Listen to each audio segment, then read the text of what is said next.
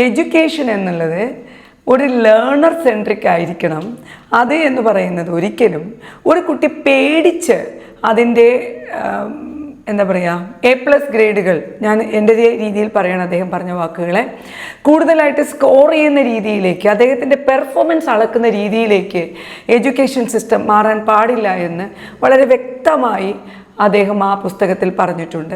പേടി കൊണ്ട് കുട്ടികൾ പഠിക്കുന്നത്, കമ്പൾഷൻ കൊണ്ടും കമ്പാരിസൺ കൊണ്ടും കുട്ടികൾ വളരെയധികം പുഷ് ആൻഡ് പുൾ കൊണ്ട് പഠിക്കുന്നൊരു രീതി തികച്ചും തെറ്റാണ് എന്ന് പറഞ്ഞ ഇത്തരം മിടുക്കരായ എഴുത്തുകാരുടെ, ഫിലോസഫേഴ്സിൻ്റെ പുസ്തകം ഈ ജൂലൈ 26 ഈ പറയുന്ന സിസ്റ്റം ഫെയിലുവറാണ് സൂയിസൈഡ് കൂടുന്നത് എന്ന് സുപ്രീം കോർട്ട് കൊണ്ടുവന്ന ഈ ഒരു രൂപരേഖയിൽ, ഒരു ഗൈഡ് ലൈനിൽ വളരെ വ്യക്തമായി സിദ്ധു കൃഷ്ണമൂർത്തിയുടെ ഈ പുസ്തകം റെഫർ ചെയ്തിരിക്കുകയാണ്.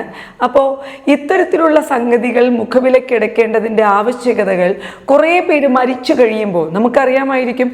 ഒരു ബോട്ട് അപകടം വരുമ്പോഴാണ് നമ്മൾ നിയമങ്ങളെക്കുറിച്ചും മറ്റു കാര്യങ്ങളെക്കുറിച്ചും പഠിക്കുന്നത്. എന്തുകൊണ്ട് ബോട്ട് അപകടം വന്നു, ലൈസൻസ് ഉണ്ടോ എന്ന് നമ്മൾ അപ്പോൾ ചോദിക്കുന്നത്. പക്ഷെ നമ്മൾ ഒരുപാട് വൈകിയിരിക്കുന്നു എന്ന് പറയാതെ വയ്യ. കുഞ്ഞുങ്ങൾ സൂയിസൈഡ് ചെയ്യുന്നതിൻ്റെ എണ്ണം എക്സാമിനേഷൻ ബ്രേക്ക് ഔട്ട് ആണ് എന്ന് സുപ്രീം കോടതി പറയുന്ന രീതിയിലേക്ക് എത്തപ്പെട്ടിരിക്കുന്നു.